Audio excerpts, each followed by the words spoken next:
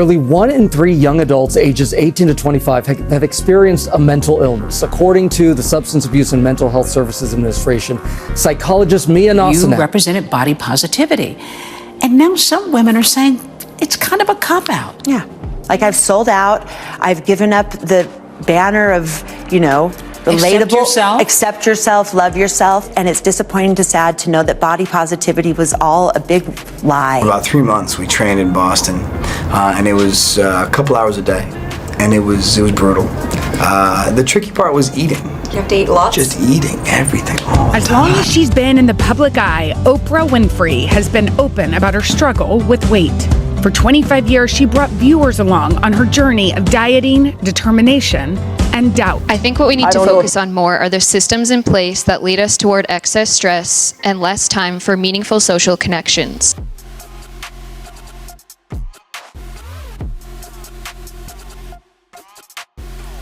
This is The Scene in S.T.E.A.M with Jade Frederick. Hi, Alexa, again. Shy Takes. Welcome to The Scene in S.T.E.A.M. Thank you so much for coming. Alexa, I've known you since Oakwood. Well, of you, because you're a year above me. Mm-hmm. But, now being here in Linda, I've got to know you better. You're always outside. You're always willing to hang out. Absolutely. And just talk. And, I love hearing from you. And I think your chosen field fits you very well, clinical psych. It's very much a people's specialty and one where you just have to kind of be there with the person and their, with all aspects of their life. Yeah. So what kind of led you to clinical psych versus another healthcare field? Yeah, so I was originally considering, several different things, but mainly between psychiatry and going into like a more specialized psychology field. And, I think just the more I kind of learned about the path that I would have to take going into psychiatry, it was like, that all of that I find very interesting. I think it's really impactful for my work, but ultimately just wanting to really just focus on the mind, human behavior, interactions, relationships with others, and a relationship with self. So kind of going to med school and going through that route didn't necessarily appeal to me. And then even within my field, trying to decide between counseling and clinical psychology, there's a lot of overlap, but also a lot of differences. And the more, again, that I learned about each, I kind of wanted to be able to work with people that, had, diagnoses or be able to provide that for somebody and then provide them the treatment that goes with that. I'm glad you were able to figure out that earlier than later. Definitely. And your training is so interesting. Like, you guys do therapy on each other in a way. Yes. I remember I was in chapel and we're like, Alexa, what's wrong? And you're like, I just got out of a therapy session. And you guys are like sharing your problems with each other. It's just interesting to me. But how do you kind of, within your studies, how do you view kind of the relationships between the mind and the body? Because you always, take very good care of yourself as well. I just saw you in the gym. I do.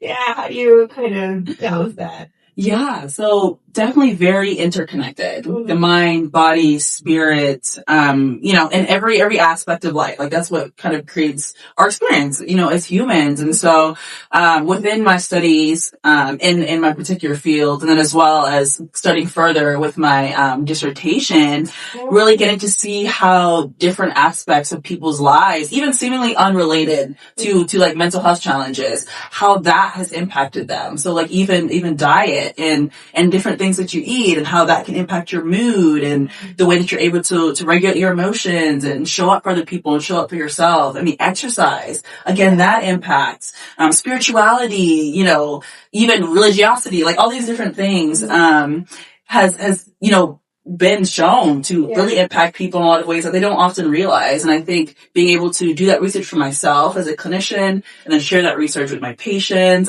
friends, family members, has been really impactful, just spreading knowledge and awareness. And so, it really is, something that I think needs to be studied a lot more, but thankfully, there is a lot of emerging research on that. Right. Yeah. Yeah. And I love that you practice what you preach.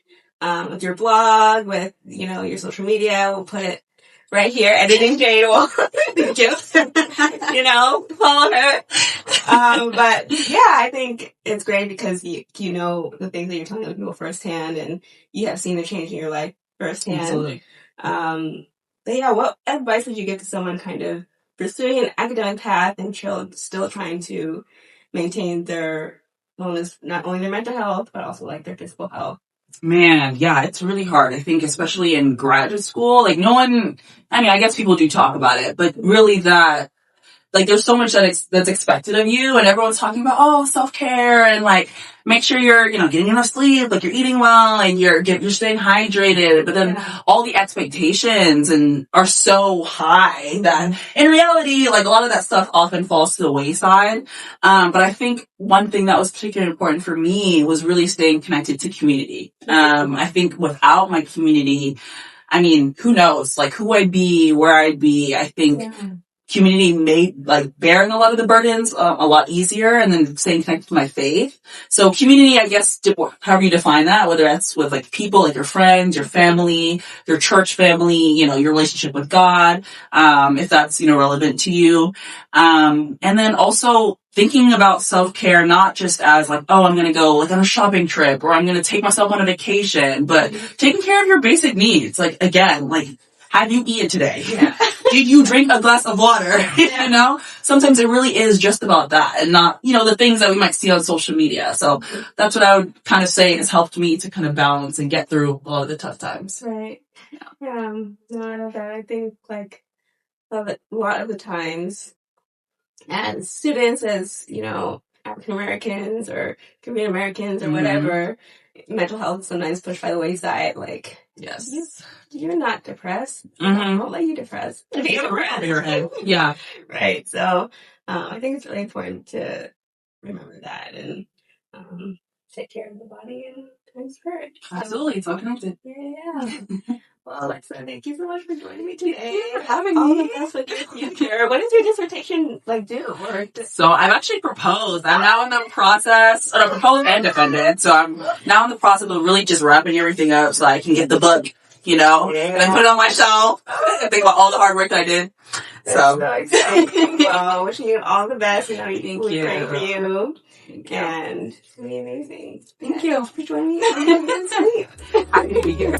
Thank you so much for tuning into this episode of The Scene in STEAM. I'm Jade. If you'd like to help out students studying science, technology, engineering, art, and math, please check out the links below.